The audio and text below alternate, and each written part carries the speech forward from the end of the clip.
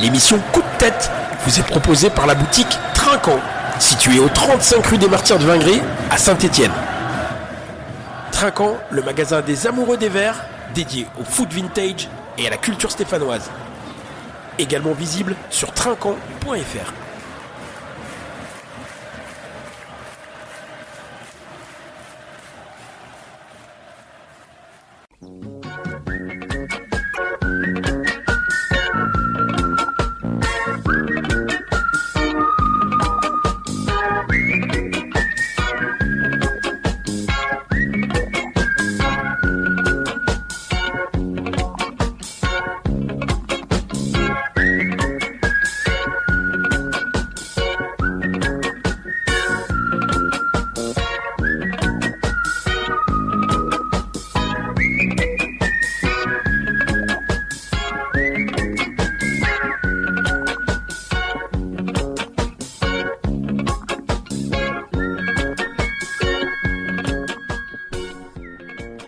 Salut à vous, chers auditeurs. Bienvenue dans l'émission Coup de tête, l'émission Rock and Foot qui analyse et décortique l'actualité des Verts. 32e journée de Ligue de Becté. Saint-Étienne recevait le leader 3 et une déconvenue pour nos Stéphanois, puisque lourde défaite 0-3 à domicile. C'est dur à digérer, on est un peu sonné, un peu abattu, et pourtant toujours le même groupe autour de la table, mais deux ultras qui font des extras. Salut à toi Eric. J'ai encore la joue rouge après la claque prise samedi soir. Bonsoir toutes et à tous. Et bien sûr Olivier, salut à toi Olivier. Y a pas de honte contre une si belle équipe de 3, je te rassure tout de suite, même si ça fait mal, c'est vrai. Dans cette émission, il y aura des morceaux musicaux, Rock and Foot oblige, donc des groupes troyens, et j'étais surpris, j'en ai au moins 6 ou 7, c'est assez énorme, donc j'en passerai 2 au cours de cette émission. Il y aura bien sûr l'analyse de cette déconvenue pour cette rencontre. On va quand même longtemps rester sur ce match-là, et puis c'est quand même un tournant dans cette fin de parcours des Stéphanois. Il y aura une page altiligérienne, il y aura une page agenda, et on terminera les coups de cœur et les coups de tête. Bien sûr, 55 minutes de rock and foot, et c'est parti pour le résumé, le match du week-end avec le jingle. Vous écoutez l'émission Coup de tête. Voici le match du week-end. Pour le match au sommet entre le leader et son dauphin, Philippe Montagnier a reconduit à une exception près le 11 défait la semaine précédente à Bastia. On retrouvait en défense devant l'arseneur Old, Nadé, Lamba qui remplaçait le cardinal blessé et Pedro. Au milieu, Kanté, Boakier, Mouefek, et devant Davitashvili, Stassin et Cardona. Poussés par un stade à guichet fermé, les Verts exercent une grosse pression d'entrée et obtiennent dans le premier quart d'heure pas moins de 5 corners. Sur l'un d'eux, frappé par Boakier, Stassin arme au second poteau une superbe volée, mais le ballon est sauvé sur sa ligne par Bourra. Parfaitement entré dans le match, l'ASS connaît un gros coup dur avec la sortie sur blessure de Davitashvili remplacé par Dufus. Celui-ci se met aussitôt en évidence sur un puissant tir détourné d'une manchette, mais il avait touché au préalable la balle de la main. Au bout d'une demi-heure, 3 sur la tête de l'eau, à l'image d'Ifnaoui et de Ripard, dont la reprise et la tête plongeante passent à côté. Sur un coup franc de Boakier, les Stéphanois pensent ouvrir le score, mais le but de Pedro est très sévèrement refusé par l'arbitre. Les Troyens ont laissé passer l'orage et piquent leur adversaire dès l'entame de la seconde période. Sur un ballon perdu par Cardona, ils se projettent rapidement. Diawara donne en retrait à Adeline, qui transmet sur sa droite à Ifnaoui, lequel frappe entre les jambes de Benold et trompe l'arseneur. Virtuellement en Ligue 1, l'Estac se sent pousser des ailes. Après un tir de Stassin contré dans la surface, Diawara frappe à angle fermé, mais le portier forésien veille au grain. Sur une touche, Ripard dévie superbement pour Adeline, qui voit Nadé s'interposer pour sauver les siens. Sur corner, Diawara est ensuite accroché par Dufus, mais l'arbitre ne bronche pas, alors que le pénalty semblait évident. Les Verts réagissent et se procurent à leur tour 3 occasions, sur une lourde frappe non cadrée de Kanté, une reprise de volée du gauche de Cardona captée par Konaté et une tête au-dessus de Nadé. Les hommes de Philippe Montagnier ont laissé passer leur chance et vont payer cash une double erreur individuelle. Entrée à 5 minutes de la fin, Ben Tayeb consolide sa première place au classement des buteurs en exploitant une perte de balle de Miladinovic. Sa tentative instantanée surprend l'Arseneur qui s'en mêle les pinceaux et encaisse un but casquette.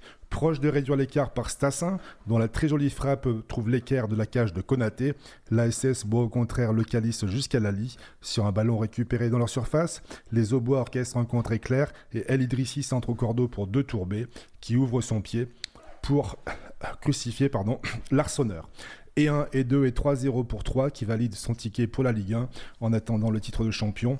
Battu 2 fois de rang sans faire trembler les filets, les Verts cèdent dans le sprint final leur deuxième place au premier Manceau qui accompagnera l'Estac en L1 s'il bat samedi prochain à domicile Reims et que dans le même temps, l'ASS ne s'impose pas à Rodez. Merci Eric pour ce résumé. Ouais, humiliation, désillusion pour cette rencontre. Ma première question, comment l'expliquer, Olivier ? Comment l'expliquer ? Moi, j'ai commencé par ça. J'ai trouvé cette équipe de 3, elle m'a agréablement surpris. Enfin, on savait que ça jouait très très bien au ballon, que les schémas de passe, ils étaient huilés. Et c'est vrai qu'il y a eu cette première mi-temps où on a espéré. Mais passé cette première mi-temps et surtout après le but, on n'a vu plus qu'une équipe sur le terrain et on a vu la différence qui existe malheureusement. Alors voilà, il y a des circonstances atténuantes, on va pas chercher d'excuses, mais il y a des circonstances atténuantes. La blessure, les deux meilleurs joueurs pour moi de l'équipe qui portent l'équipe, c'est le Cardinal et Davitashvili. Pour plein de raisons, avant le match, le Cardinal est forfait et puis Davitashvili très rapidement est pas là. Donc c'est difficile surtout contre moi. En premier, je dirais la qualité de cette équipe de 3. Franchement, même au complet, je suis même pas sûr qu'on aurait pu rivaliser. Je sais pas trop ce qu'il fallait faire parce qu'elle est bâtie cette équipe. Comme une vraie équipe de Ligue 2 avec de l'expérience, de la jeunesse et puis surtout un jeu collectif qu'on envie, qu'on n'a jamais trop vu cette saison. Ouais, moi je m'arrêterai plus sur le bloc défensif troyen qui a été efficace, qui a contenu les offensives vertes. En tout cas, tout au long des 45 premières minutes, c'est vrai qu'ils sont très solides défensivement. Et nous, depuis le début de saison, face à un bloc, on a du mal à faire la différence. Et ça s'est confirmé une fois de plus sur un match ô combien important. Et toi, Eric, comment tu peux expliquer cette humiliation ? C'est un match qu'on attendait depuis longtemps et une énorme désillusion, comme j'ai dit. Donc, pourtant, on a bien démarré la rencontre. J'ai trouvé qu'on avait bien pressé les Troyens. Alors, qu'est-ce qui explique ? Je te rejoins, Olivier, évidemment, sur la blessure. L'absence déjà de Le Cardinal, qui est très précieux dans la défense. Et puis, la sortie sur blessure rapide de notre meilleur atout offensif, Davitashvili. Sachant que Lamba, qui est remplacé Le Cardinal, s'est également blessé. Une erreur arbitrale, comme j'ai dit, même si ça s'équilibre sur la rencontre, puisqu'à la fin, il y a un pénalty qui aurait dû être accordé aux Troyens. Mais en tout cas, il n'y en a pas une, il y en a 3. 3. Il y en a 3. Face à 3, il y en a 3 erreurs arbitrales. Enfin, il y a le but refusé à Pedro qui, quand même, peut permettre aux Verts de revenir avec un but d'avance au vestiaire, ce qui n'a pas été le cas. Auquel cas, peut-être que les choses auraient été différentes en deuxième mi-temps. Mais en deuxième mi-temps, il n'y a eu qu'une équipe sur le terrain. Je suis d'accord avec ce que tu as dit, Olivier. Et puis aussi des erreurs individuelles, à l'image du deuxième but encaissé qui est grotesque. Et puis les entrants qui n'ont absolument rien à apporter. Et puis, par rapport à ce que tu as dit, Marco, effectivement, une tendance à s'entêter à vouloir passer dans l'axe. On a vu souvent Boaké, alors qu'il y avait un bloc très, très renforcé, donc être pris dans les taux, plutôt que de passer par les côtés. Mais c'est vrai qu'en fin de match, quand tu fais rentrer Ferreira à la place de Cardona, on se rend bien compte que c'est pas de ce côté-là que les centres peuvent venir. Y a-t-il eu un tournant au cours de cette rencontre ? La blessure de Davitashvili pour moi. Ouais, alors il y a des matchs où il passe à travers. On peut pas savoir s'il aurait brillé sur cette rencontre parce que la défense, comme tu le dis, même les latéraux, il n'y a pas que les centraux. Toute la défense troyenne est solide, on va dire, le bloc, on va dire. Donc oui, le tournant, moi aussi, je suis d'accord. Pour moi, c'est la blessure. Et puis psychologiquement aussi, parce qu'en fait, prendre un but, on sait que les Stéphanois ne se relèvent jamais, mais comme cette saison, ils sont un peu fragiles dans la tête, voir sortir leur meilleur atout offensif. Puis Lamba, dans la semaine, le Cardinal. En plus, ça a fini peut-être de mettre la tête sous l'eau. Et la preuve, avec cette action de Miladinovic, on n'a pas trop vu de bourde de ce niveau pendant toute la saison. Et là, contre 3, malheureusement, il l'a fait. Et donc à 2-0, après, tu es obligé de te lancer corps et âme. Et puis, tu es à la merci des contres. C'est surtout l'Arsenal qui l'a fait, la toile. Non, moi, je trouve que... le tir est sans puissance. Hein. Oui, mais... Il est sur le reculoir. Justement, parce qu'il n'est pas sur ses appuis, il est mal placé. Ouais, non, mais il essaye de retourner dans sa cage. Alors, c'est vrai qu'il c'est un gardien qui joue haut, mais l'erreur, elle vient de Miladinovic. Je suis désolé. C'est à 90%, l'erreur, elle est pour. Bon. Moi, je vais répondre à ma question. Je parle de tournant. Oui, pour moi, il y a plusieurs tournants. Dans un match aussi compliqué, il est important de marquer le premier but. Et on sait que c'est ô combien important pour cette équipe stéphanoise. Il y a 2 faits de jeu qui sont, pour moi, qui changent complètement la donne. C'est le but marqué en première mi-temps des Verts qui a été honteusement refusé. Ça, pour moi, c'est indéniable. Et si tu marques ce pion, je pense pas que 3 l'emporte. Sincèrement, même si c'est une belle équipe auboise, mais franchement, tu changes complètement la donne, surtout avec les 38 000 spectateurs. Tu as un pion d'avance, tu peux faire la différence. Et puis, c'est cette faute grave sur Davidashvili, qui n'est même pas sanctionné d'une faute, qui n'est même pas sanctionné d'un carton. Et quand tu revois les images, c'est assez terrible, quoi. Tu vois bien que le Troyen fait une faute énorme sur Davidashvili. Donc, il nous pénalise et il continue le match jusqu'au bout. Donc, pour moi, c'est un gros tournant et c'est là que tout change, à mon avis, puisque tu joues sans un de tes atouts et l'équipe reste toujours à 11 côté Troyen. Et en plus, tu marques un pion quelques minutes plus tard et ce but est refusé de façon incompréhensible. S'il siffle là, pourquoi il ne siffle pas en deuxième mi-temps sur Miladinovic qui perd la balle, puisque c'est exactement la même poussette. Donc ce n'est pas cohérent du corps arbitral d'avoir une fois tu siffles et une fois tu siffles pas. Il faut être cohérent du début jusqu'à la fin. Donc pour moi, c'est relativement grave, surtout dans un match très important. Et je pense que Saint-Étienne, même en dessous, collectivement, individuellement, en marquant le premier but, ils peuvent être transcendés et remporter cette rencontre. Hein. Sans se chercher d'excuses, on aurait pu rajouter effectivement l'arbitrage, qui était très mauvais. On a le même avis, parce que finalement, le but, je n'ai plus en tête vraiment la faute, mais la blessure, en fait, tu dis la même chose que nous, mais tu aurais... souhaiter qu'il y ait un carton rouge. Et je pense, ça mérite un carton rouge. Et je pense que c'est vraiment 2 tournants importants au cours des 45 premières minutes où on a quand même démontré des actions offensives, hein, notamment sur le côté droit, du côté Cardona, et on n'a pas été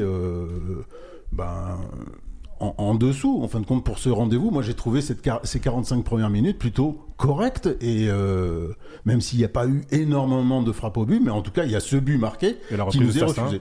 La reprise de Stassin. Oui, la reprise de Stassin qui est sauvée sur la ligne. Hein. Donc, c'est quand même, pour moi, un gros tournant au cours de ces 45 premières minutes, et effectivement, en deuxième mi-temps, on boit la tasse sur une perte de balle de Cardona côté droit, comme la semaine dernière à Bastia. Mais après, j'ai pas l'incriminé. Pourquoi ? Parce que c'était pour moi un des meilleurs sur cette rencontre. En tout cas, au cours des 45 premières minutes, Cardona m'a fait plaisir. Donc, ces Verts se sont effondrés. Ils ont pris 5 buts en 2 matchs, 5-0. Pourquoi ? Alors que jusqu'à maintenant, alors vous l'avez un petit peu expliqué avec l'absence de le Cardinal, effectivement. Il était là. Non, il n'était pas là à Bastia. Si, il était là à Bastia. Ouais, il était là à Bastia. Donc, en tout cas, Montagnier, il a dit on pouvait pas faire le parallèle avec Bastia parce que c'était 2 situations complètement différentes. Le contexte Bastier, on a bien compris que c'était important, le contexte corse pour Montagnier. Bon, bref. Et donc là, un match à domicile devant un stade plein, donc pour lui, c'est complètement différent. On peut pas relier les deux. Mais quand même, tu as raison. Ça fait 2 matchs que notre force, qui était la solidité défensive, s'est effritée. En une semaine, on vient de perdre chez le dernier et contre le premier. Donc tu parles d'inefficacité défensive, mais aussi on ne marque plus de but. Donc 0 but marqué lors des 2 rencontres. Après, oui, qu'est-ce qui explique l'absence de Le Cardinal, évidemment. Et puis peut-être la prestation de l'Arseneur qui est loin de m'avoir convaincu une nouvelle fois. Sans l'incriminer. Oui, parce qu'il fait un bel arrêt aussi. J'ai trouvé qu'il mettait quand même la défense stéphanoise en danger souvent avec ses relances au pied dans le plein axe. J'en reparlerai parce que moi aussi je l'ai mal par rapport à ça et je pense que c'est un tournant il y a 1 mois et demi de ça. Bon, j'en reparlerai après. Est-ce que ce serait pas une question de mental, un manque de caractère de cette équipe sur ces derniers matchs moi je pense aux 3 derniers déplacements, à cette rencontre face au leader. Est-ce que justement cette deuxième mi-temps illustre pas ce manque de caractère de cette équipe stéphanoise? Manque de caractère, manque de détermination, manque de leader tout simplement sur le terrain, ça c'est sûr. Donc le Cardinal est un cadre, Davitashvili à son niveau en était un également. Mais bon, au milieu de terrain, je trouve que ça manquait quand même clairement d'impact, d'intensité. Franchement, les joueurs sont un petit peu en dessous, là. Ils sont Kanté, par exemple. Je trouvais beaucoup moins convaincant. Mouefek dans cette position offensive qui me plaît pas. Donc, on y reviendra tout à l'heure. Mais franchement, oui, il y a pas de. Bastia, c'est pareil. On prend un but au bout de 44 secondes. Et puis après, on a largement les moyens de revenir, comme l'avait dit le coach. On l'a pas fait du tout. Au contraire, on en prend un deuxième. Et puis là, en deuxième mi-temps, on s'effondre totalement en fin de match. Donc, oui, à un moment donné, on a lâché prise. Il n'y a pas eu. Alors, pourtant, tout le contexte était hyper favorable. Il y avait tout pour faire un grand match, comme l'attendaient les supporters. Et puis, on n'a pas eu ça. En première mi-temps, il n'y a rien à redire sur la prestation des Verts. Mais en deuxième mi-temps, franchement, alors le score est sévère. On doit perdre 1-0 normalement. On doit perdre quand même. Mais bon, 3-0, franchement. C'est hyper sévère, je trouve. Surtout que c'est pas nouveau parce que ça fait quand même plusieurs saisons. Je me rappelle surtout de la défaite à QRM qui était dernier à l'époque. C'était il y a 3 ans, c'est ça. Donc en fait, est-ce que c'est psychologique et que ça fait partie malheureusement de la culture de la loose stéphanoise de pas conclure? On est à 2 matchs de la conclusion et c'est là que tu t'effondres. C'est vraiment dommage parce que tu fais match nul à Bastia. Déjà, c'est différent, tu vois. Le Mans, ils ont été faire 0-0 à Laval, par exemple. Tu vois, et nous, on a tendance à s'effondrer. Et j'ai l'impression que c'est un peu, ça colle à l'esprit stéphanois. Ouais, on est d'accord, Olivier. Le Mans, c'est un nul à Grenoble. Oui, pardon, à Grenoble. Et est-ce qu'on s'est pas vu trop beau? Est-ce qu'on manque pas aussi d'humilité? Parce que on l'a même évoqué à l'antenne. Alors c'était Olivier il y a 1 mois et demi qui nous voyait déjà tout de là-haut et il dit il faut préparer déjà l'année suivante. Ressort les bobines. Donc après c'est peut-être plus sur le match de Bastia. Moi je l'ai dit la semaine dernière quand c'est peut-être tout vu trop beau. À la fois les joueurs, peut-être aussi les supporters. On était peut-être convaincus les uns les autres qu'on allait l'emporter à Bastia et puis ensuite qu'on allait jouer le match au sommet contre 3 pour essayer de passer devant eux. Après ça a changé totalement la donne, cette défaite inattendue en Corse. Après là oui on a joué contre un adversaire qui est en tête depuis septembre je crois, donc il n'est pas pour rien en tête, hein.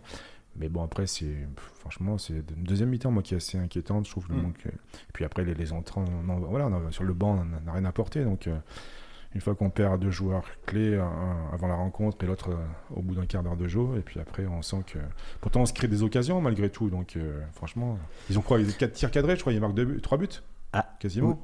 Oui, puis alors ils ont que 1,15 de X-goal et nous 0,60 donc en termes d'occasion, ils concrétisent plus que d'occasions qu'ils n'ont eu. Et nous, on a très peu finalement. Vous avez dit il y avait des occasions, mais ça représente 0,6. Stassin frappe 2 fois au but, une superbe reprise sauvée sur la ligne, et puis une frappe sur l'écart. Ouais. Je voulais juste revenir, j'ai oublié de dire qu'on aurait pu imaginer que la venue d'un financeur américain, ça change un peu la culture. Parce que les Américains, c'est un peu l'inverse, tu vois. Alors justement, je fais exprès pour que tu rebondisses, Eric, et toi aussi, Marco.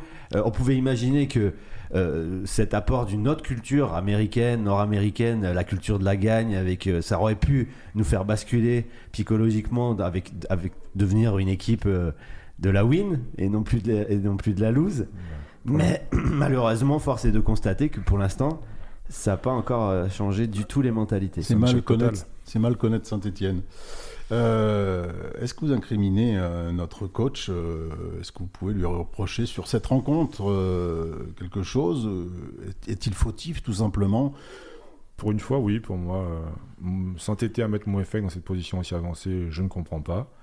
Et puis faire entrer, comme je l'ai dit tout à l'heure, Ferreira en lieu et place de Cardona alors que tu perds à domicile 1-0. Donc Cardona quand même, qui est le plus à même quand même avec Stassin à trouver le chemin défilé, faire entrer Ferreira côté droit. Alors on va me dire oui, Ferreira, il avait été la seule fois qui était intéressant, c'est la première journée à Laval dans cette position. Ok, mais enfin bon, franchement, qu'est-ce qu'on peut espérer quand on fait rentrer ce joueur-là à la place de Cardona? Je ne comprends pas. Donc pour moi, oui, quelque part, Montagnier est fautif. Il était piston en fin de compte. Ferreira, là où il est le meilleur, c'est quand il peut apporter offensivement le rôle de piston, mais il faut encore qu'il y ait un ailier devant lui. C'était pas le cas ce week-end lorsqu'il a remplacé Cardona. Voilà. Ouais, moi, je serais un peu plus indulgent parce que la rentrée de Ferreira, en fait, il a réagi. Je sais pas si tu as vu un moment, on est passé en 4-4-2 et donc fallait des joueurs sur les côtés. Bon, et puis t'as pas grand monde aussi sur le banc. Bernauer, il est bien obligé de le faire rentrer. Ferreira, qui tu veux mettre ils ont été catastrophiques les entrants dans l'offensive, au niveau offensif. Mais j'ai l'impression Bernauer, que c'est un entraîneur. Et puis vous le savez que je défends toujours les entraîneurs. Mais il a essayé de réagir. Mais contre cette équipe troyenne qui menait déjà 1 voire 2-0. On s'est pas fait bouffer quand même par cette équipe troyenne. Oui, à t'entendre. On n'a pas vu le jour. Non, mais les phases de jeu, puis surtout, on n'a pas réussi à vraiment les mettre en danger, tu vois, sur des actions dans le jeu. Je trouve que ça c'était huilé du côté troyen, et nous, tu sens que c'est quand même plus poussif. C'est lié à des actions plus individuelles. Mais quand on y arrive, après il y a le corps arbitral qui dit bah non, c'est pas possible. Donc je révoque le but refusé, mais il y a aussi la touche rapidement jouée. C'est quand même hallucinant qu'il nous fasse rejouer la touche. Il y avait un face-à-face Stassin à ce moment-là face au gardien. Donc c'est quand même une occasion énorme qui a été annihilée par l'arbitre. Donc tu peux t'en tirer.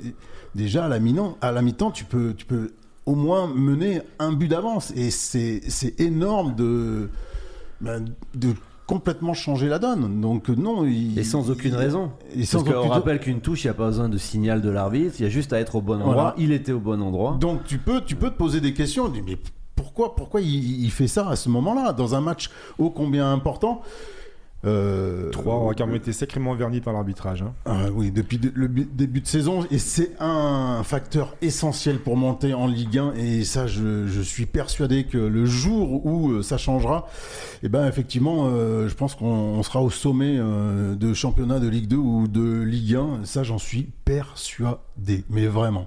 Après, je pense que ça arrange énormément de personnes et il y a beaucoup d'argent en jeu, et Saint-Etienne en Ligue 2, ça fait quand même bien plaisir à énormément d'entreprises et de personnes. Mais en Ligue 1 aussi. En Ligue 1 moins. Parce que les gens préfèrent quand même voir Saint-Etienne en Ligue 1 au niveau que des Le Mans. abonnements à Ligue 1+, à tous les niveaux en fait, parce que quand tu vois que c'est 3 qui va monter, c'est aucun apport pour la Ligue 1 financier. Et Le Mans encore moins. Alors que Saint-Etienne, oui, tu pourrais te dire, il pourrait encourager Saint-Etienne à monter pour des raisons économiques. Oui, mais tu appauvris ce championnat de Ligue 2 qui n'est pas chatoyant. En priorité. Et quand tu as des clubs comme Saint-Etienne, je pense que beIN Sport se frotte les mains, évidemment. Alors oui, il y a beIN Sport, mais bon, ça va pas durer non plus tout le temps, je crois, la Ligue 2. Oui, mais depuis une vingtaine d'années, surtout. Les Stéphanois alternent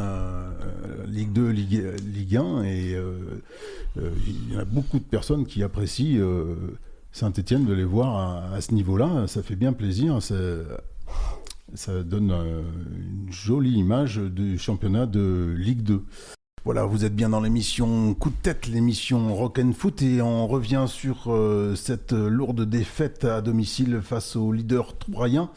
On s'était quitté sur la question, je dis est-ce que Montagnier était fautif? Je vous ai laissé répondre. Moi j'ai ma petite idée. Pour moi la plus grosse erreur, quand il l'a mentionné cette semaine, il n'est pas revenu en fin de compte sur la défaite à Bastia 2-0. Ils n'ont pas visionné leurs erreurs. Et je pense déjà ça c'est pas bon, parce que c'est toujours bien de pointer ce qui n'allait pas le match précédent. Et on s'est aperçu que il y a du moins bien quand même depuis quelques matchs, notamment à l'extérieur. Et je pense que c'est une équipe à réinventer, et il faut surprendre. Et il y a 1 mois et demi de ça, il y a un certain Larseneur qui s'est blessé, et Maubleu l'a remplacé. Maubleu a réalisé 3 matchs, il a pris un seul but en 3 rencontres, il a fait des prestations qui sont plutôt correctes. Et avant cette rencontre, moi j'avais dit mon entourage, et juste avant le match, je dis si il met pas Maubleu sur cette rencontre-là, on est mort.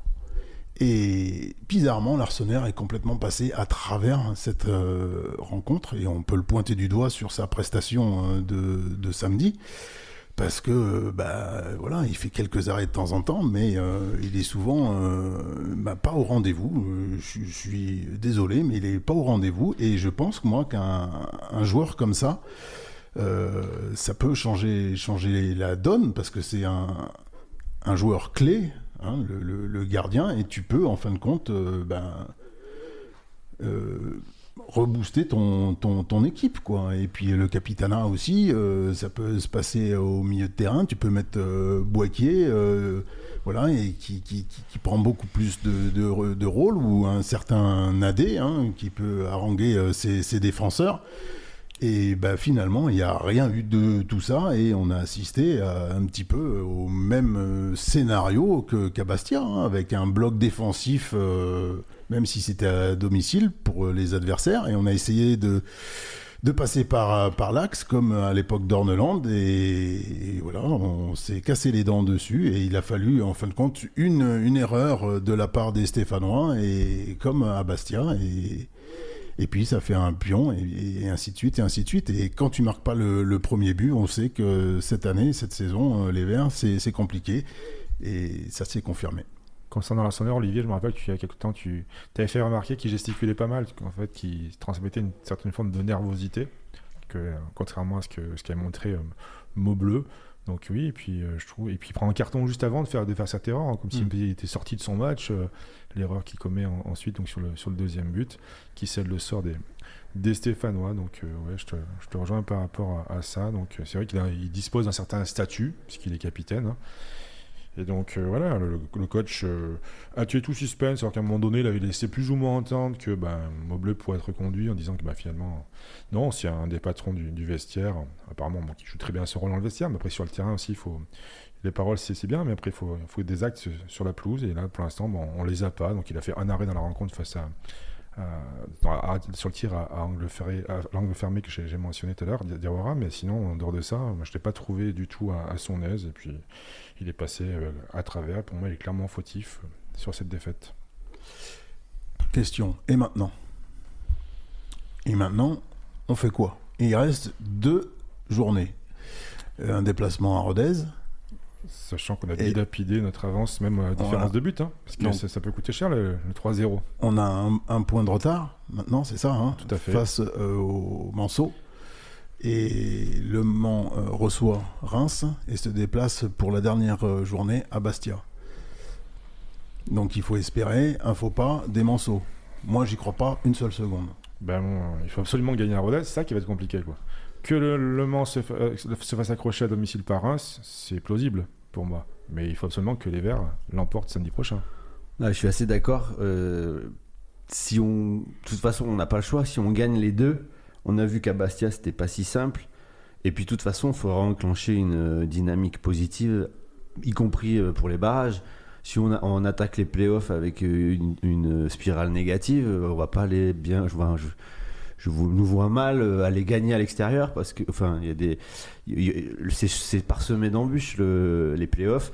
Donc Donc c'est surtout gagner. À la limite, même, t'as même pas à t'occuper dans un premier temps du match à des manceaux. Il faut gagner Impérativement. à Rodez, quoi. Parce que comme tu le disais, si eux gagnent par contre et que nous on fait match nul, Ah bah, c'est c'est terminado. fini. Ah oui, Donc c'est dès fini. samedi, on peut déjà dire adieu à la montée directe. Alors heureusement, on a appris. Déjà, tout de suite, j'ai vu que Davitashvili, je suis pas un médecin, mais c'est une légère torsion de la cheville. Je pense que ça peut rentrer dans l'ordre. Il est absent. Et a priori, Il est absent pour donner dernière journée. Hein.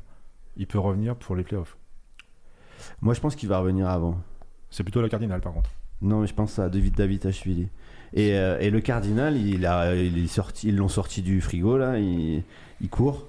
Il a fait un entraînement aujourd'hui. individuel. Il parle de le cardinal contre Amiens éventuellement, mais Davitashvili, apparemment, on ne reviendrait pas avant les playoffs. Si on joue le playoff, tu as parlé du playoff, si on est troisième, hein, on reçoit. Oui, non, mais je pensais à contre des barrages, après. la Ligue 1, le barrage. barrages. Ouais. Ok. Oui, c'est vrai qu'on finit troisième. Enfin, Si on finit troisième. si on finit troisième, Tout à fait. Ah bah, si on perd à Rodez, après, ça relance d'autres équipes. hein. tout est possible, tout est réalisable. Mais oui. Quoi faire maintenant il va falloir aller chercher loin les ressources mentales.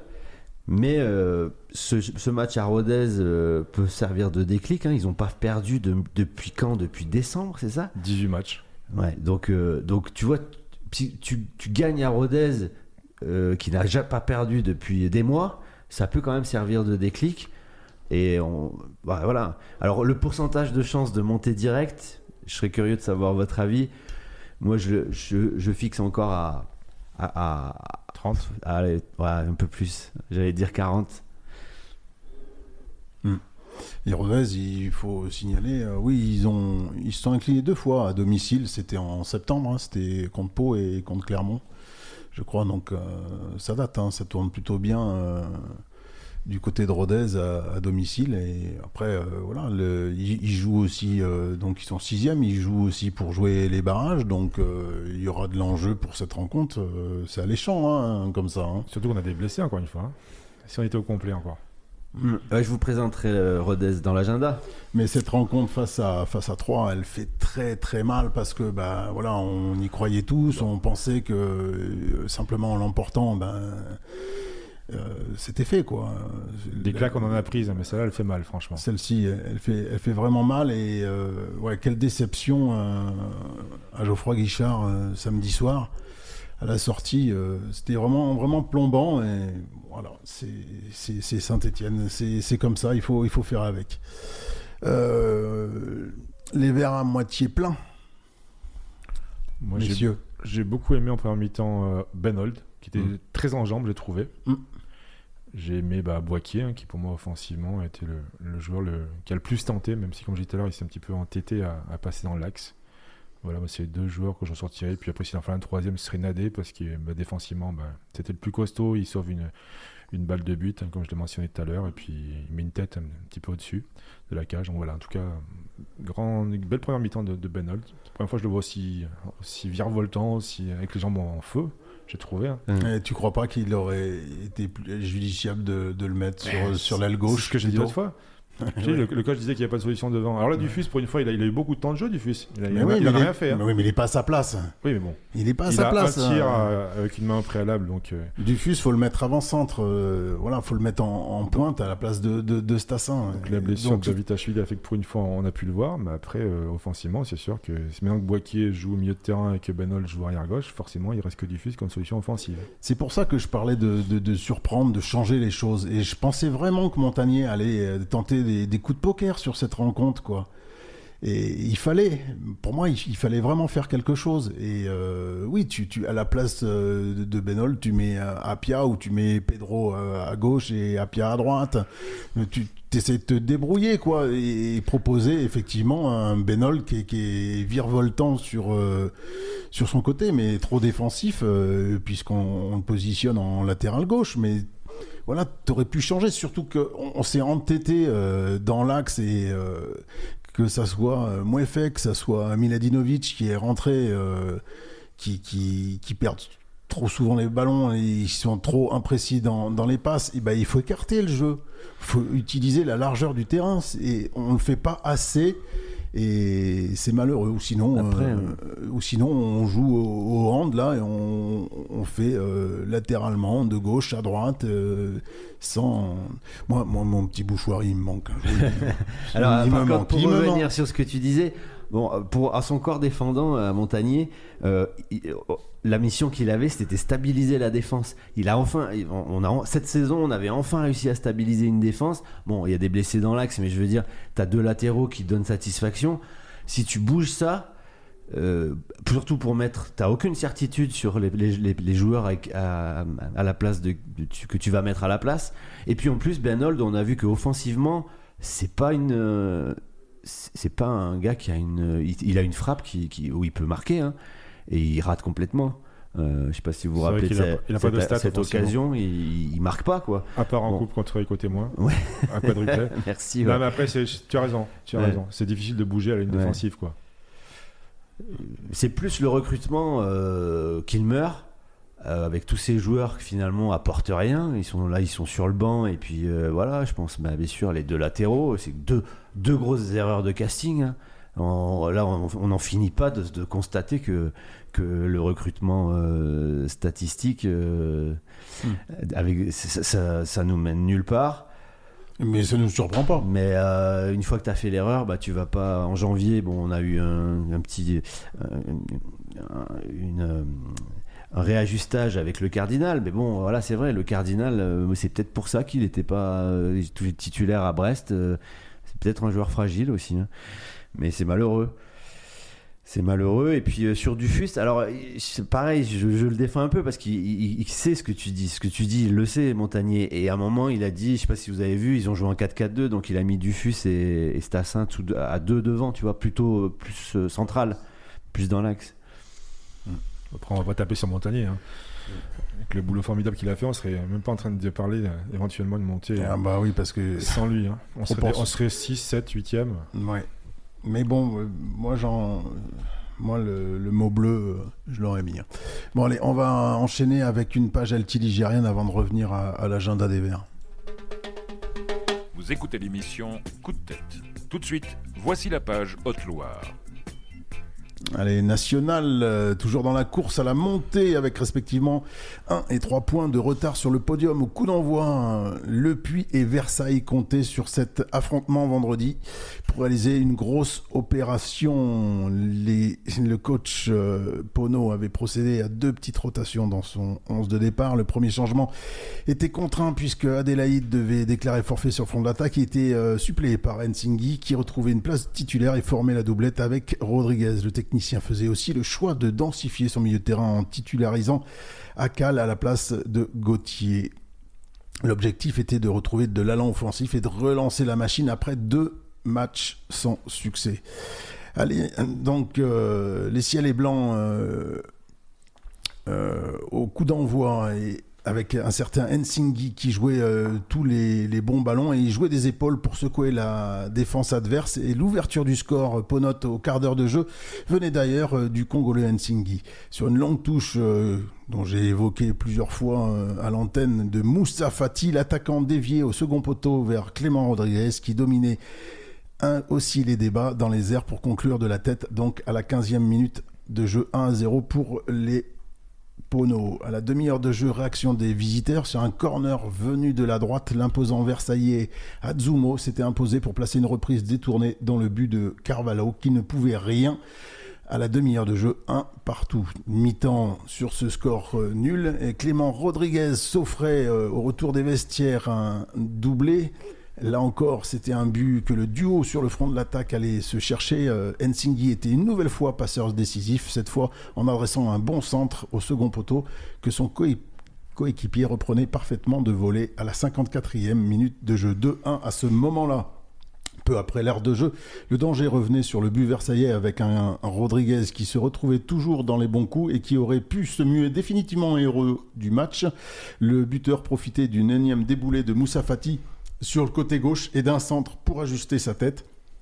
Mais ce coup-ci, sa tentative se heurtait au poteau du portier versaillais. Pour une histoire de centimètres, le promu alti-ligérien avait manqué l'occasion de se mettre à l'abri et allait le regretter quelques minutes plus tard quand Esmel accrochait Tom Renaud dans la surface ponote. Romain Basque et les Versaillais ne se faisaient pas prier pour convertir ce penalty et égaliser à la 80e minute de jeu. Dans la foulée, on sentait bien que le résultat n'arrangeait personne et la fin du match devenait électrique avec plusieurs accrochages qui hachaient le jeu. Durant le Money Time, les 1500 spectateurs présents à Massot s'enflammaient quand les partenaires de Zogba poussaient pour aller marquer ce 3e but. Mais dans le sillage d'un Antoine Gauthier dynamiteur, ils adressaient plusieurs centres très dangereux. À la 86e minute de jeu, il s'en fallait d'un rien pour que Desboldes ne redresse mieux le ballon qui lui parvenait au second poteau. Une minute plus tard, il fallait l'intervention du gardien Jaworski pour sauver la mise dans la surface francilienne. Les ciels et blancs ont tout tenté, mais ils auraient aussi pu tout perdre sans un arrêt décisif de Carvalho sur une tête de Basque. Dans le temps additionnel, finalement, il devait se contenter d'un petit point. Il faudra sans doute réussir le 100% sur les 3 derniers matchs pour espérer accrocher le podium concernant donc cette équipe du Puy dans ce championnat de national. Régional 1, il y avait des rencontres entre équipes alti-ligériennes. Espali assure donc sa place de champion ce week-end dans les dernières minutes face à Monistrol. Monistrol-Espali, 1-0 pour les Espavios. La surprise, Blavozy l'a emporté 1-0 face à la réserve du Puy. Sur le même score, 1-0. La bonne opération de l'USSL qui l'a emporté 2-0 face au Puy-d'Aumois de Thiers, 2-0. Pour le championnat de Régional 2, Brive Sauveteur s'incline lourdement 6-2 face à Cournon, qui est co-leader avec Vichy dans cette poule A de Régional 2. Et dans l'autre poule, Brioude s'est incliné à domicile face à Le Cendre, 1-0 donc. Et la réserve de Blavozy a fait match nul en déplacement dans le Bourbonnais face à Moulins-Isère, 2 buts partout. Voilà pour les résultats alti-ligériens. Vous êtes bien dans l'émission Rock'n Foot et on va tout de suite enchaîner avec l'agenda. Il reste que 2 matchs. Là, ça sera la 33e journée de championnat. C'est Olivier qui va vous présenter ça. Vous écoutez l'émission Coup de tête. Voici l'agenda. Ouais, alors je sais pas si ce que je vais vous dire elle va être de nature à vous rassurer, puisque je vais vous parler de Rodez. En plus, un club que je suis depuis longtemps et je vais vous expliquer pourquoi. Donc les Verts se déplacent du côté de Rodez samedi prochain, samedi 2 mai à 20h. Tous les matchs auront lieu en même temps. Donc Rodez, ils sont 6e à l'heure où l'on parle. Leur dernière défaite, je l'ai dit tout à l'heure et j'ai vérifié en championnat, remonte au 7 novembre avec une défaite à Grenoble. Après, ils ont une défaite en Coupe de France un peu après, mais 7 novembre, je ne sais pas si vous vous rendez compte. Et je voulais surtout saluer le travail de Didier Santini, donc l'entraîneur de Rodez, parce que chaque année, c'est un peu comme le Puy, ils changent leur effectif, ils changent l'effectif entièrement ou presque. J'ai vérifié encore une fois, j'ai pris le match de samedi dernier, j'ai comparé avec un match de l'année dernière, pareil, un des derniers matchs de la saison dernière. Il ne reste plus qu'un joueur, même le gardien n'est pas le même, un seul joueur reste de l'équipe de l'année dernière. Je ne sais pas si vous voyez ce que je veux dire. Au début de la saison, Didier Santini prend une équipe et grâce à son talent de formateur, il en fait un groupe qui est capable, à chaque année pratiquement, de rivaliser avec les meilleurs. Ils font des plus-values sur les ventes, ils vendent leurs joueurs, partent à droite à gauche. Il y en a qui sont partout en Europe, qui sont recrutés partout en Europe. Certainement des recruteurs qui savent le talent de Didier Santini. Et donc quand je disais un peu comme le Puy, c'est vrai que le Puy change d'effectif chaque année et on voit très bien qu'à partir du mois de janvier, la mayonnaise commence à prendre et que ça commence à fonctionner à cause du talent de l'entraîneur. Et bien à Rodez c'est pareil, Didier Santini il fait de l'or avec une matière première qui est avec de très jeunes joueurs. Je prends par exemple Ben Tayeb qui fait les beaux jours de Troyes, il est passé d'entre les mains de Santini et qui en a fait un des meilleurs attaquants de Ligue 2. Donc évidemment c'est une équipe, mais ça les Stéphanois sont avertis, qui en plus de tout ça est très accrocheuse avec un public assez chaud. une ambiance, même si c'est un petit stade, ils ne lâchent rien. Ils ont été menés je ne sais pas combien de fois, ils ont toujours accroché soit un match nul, soit ils ont réussi à renverser la vapeur. Par l'intermédiaire d'un attaquant qui a 13 buts, c'est cette année Terrick Arconte qui crève un petit peu l'écran du côté de Rodez. Donc va falloir le surveiller comme le lait sur le feu. C'est un petit gabarit, en plus très difficile à prendre au marquage. Pour un joueur comme Nadé par exemple qui a du mal avec et forcément avec des joueurs de petits gabarits. Donc voilà, il y a que des signaux d'alerte du côté de Rodez. Je vois pas d'éléments qui pourraient nous rassurer, à part peut-être c'est que le talent, il y a plus de talent côté stéphanois. Si un Cardona décide de faire parler vraiment le talent qu'il peut avoir parfois dans les pieds, un Stassin, un Davitashvili, je touche du bois pour qu'il puisse être là. Pour moi, il sera pas là. Hein, non, il sera pas là ce week-end. On en reparlera. Ah, mais c'est sûr. Voilà, faudra qu'il y ait du talent. Ouais. Et c'est la seule. Voilà, et évidemment de la volonté et une solidité à toute épreuve. Heureusement, les publics stéphanois sera présent. Qu'est-ce que vous en pensez ? Moi, que je vais revenir à ce que j'ai dit la semaine dernière. La dernière victoire à domicile des Ruthénois est scandaleuse. C'était face à Amiens. Amiens menait 2-0 et les deux buts qu'ont marqué les Ruthénois, il y a un penalty généreux, très généreux, et puis le dernier but qui est scandaleux, puisque au moment de la passe, l'attaquant il a plus d'1 mètre d'avance et l'arbitre de touche ne signale pas. Donc voilà, ça me rassure. Là, ça va être très compliqué, hein, d'autant qu'à l'extérieur on n'est pas du tout à l'aise depuis quelques temps. Un nul à Grenoble, un nul à Nancy, défaite à Bastia, mais là on n'a pas le choix. De toute façon, quoi qu'il arrive, il faut absolument s'imposer au stade de Paul Lignon où on ne réussit pas trop. Hein, on n'a pris qu'un point sur 6 possibles dans nos deux dernières sorties. Tu as parlé de la perte de devant, effectivement, il va falloir se méfier du duo Arconte-Baldé. Arconte qui a marqué autant de buts que Zurico Davitashvili, Baldé un de moins que Stassin. Donc c'est un collectif effectivement très bien huilé, mais bon, on n'a pas le choix. Il faut absolument gagner samedi pour espérer un faux pas du Mans à domicile face à Reims et puis pouvoir passer devant notre adversaire. Allez, on précède au classement. On enchaîne avec les coups de cœur. Il nous reste 4 minutes 30, les jeunes. Vous écoutez l'émission Coup de tête. Voici les coups de cœur. En dehors de la formidable ambiance de Geoffroy Guichard, pas de coup de cœur particulier, donc j'ajouterai un grand coup de chagrin en ce qui me concerne suite à la disparition de l'ami Patrick, qui était un fervent supporter de la Saint-Étienne, président de la section d'associés supporters d'Autun, un grand collectionneur. Il a créé un musée des Verts chez lui, donc il venait de prendre sa retraite et malheureusement donc la ville l'a fauché, donc ça laisse un grand vide parmi sa famille et puis ses proches et ses très nombreux amis dont j'avais la chance de faire partie. Un message pour honorer sa mémoire a été diffusé samedi soir sur les écrans du stade Geoffroy Guichard. Olivier. De mon côté, je vais parler de série, puisque on a appris la 4e saison de Ted Lasso. Bon, c'est pour le mois d'août, mais ça fait plaisir.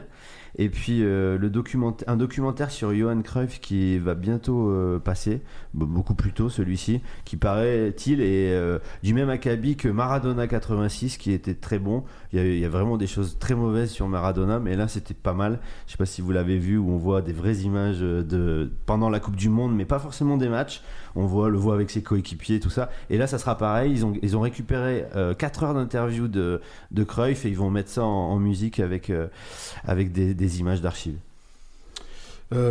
Cette semaine, le but de Saint-Maximin, l'ancien Stéphanois, avec l'équipe lensoise qui égalise dans les derniers instants à Brest ce week-end.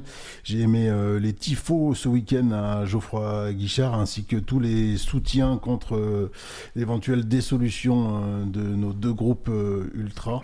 Donc face à ces texte liberticide, il y a du monde quand même qui réagit. Et puis on a appris aujourd'hui que le cardinal allait recourir, donc pourquoi pas le voir dès ce samedi pour le déplacement à Rodez. On verra, mais bon, ça fait plutôt plaisir. On enchaîne avec les coups de tête. Vous écoutez l'émission Coup de tête. Voici les coups de tête. Coup de tête pour l'énorme claque prise samedi dans le match au sommet face à 3 qui fait suite à la grosse désillusion à Bastia, un effondrement très malvenu dans le sprint final, 2 défaites en 2 matchs, 0 but marqué, 5 encaissés, et on se fait ravir la seconde place par Le Mans qui est promu alors que la SS dispose d'un budget XXL. Coup de tête pour les blessures des 2 cadres et sûrement meilleurs joueurs, le Cardinal et Davitashvili. Pour la réserve, corrigé 1-4 par Olyonnais qui joue sa survie en N3, rendez-vous compte si la réserve descend en R1. Pour les féminines qui elles ont perdu le match à ne surtout pas perdre à Montpellier, sont désormais dernières et donc très proches d'un retour en D2.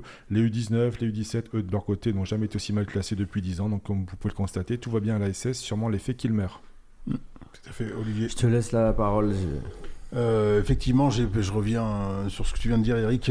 J'ai peur que le dernier match face à Amiens, où le stade risque d'être plein, risque de tourner au fiasco, et ça risque d'être terrible, surtout quand il y avait des festivités, notamment avec cet anniversaire de la finale de 76, où voilà, ça aurait été quand même sympa de voir nos Verts rejoindre l'élite. Et on n'est pas sûr du tout, loin de là. Donc ça, c'est un coup de tête. Les blessures qui s'empilent du côté stéphanois, et dans le championnat de Ligue 2, on va dire, espagnol, le gardien de Saragosse contre Huesca, il a complètement pété les plombs. Alors c'est la fin de saison, voilà, il a décoché une mandale à un des joueurs de Huesca pour un match qui comptait énormément pour ces 2 équipes, quoi. Mais voilà, une violence toute bête comme ça, là, c'est vraiment... Mais voilà, c'est pas au niveau régional, c'est au niveau professionnel. Donc voilà, mon coup de tête, j'en ai terminé. On termine là-dessus. On va se dire à la semaine prochaine. Donc match des Stéphanois à Rodez, non loin du musée Soulage. J'espère qu'ils vont pas broyer du noir, nos Stéphanois. Et qu'on sera soulagé. Et qu'on sera soulagé, exactement. Donc, allez les Verts, à la semaine prochaine. Bonne semaine, allez les Verts. Allez, bonne semaine, allez les Verts.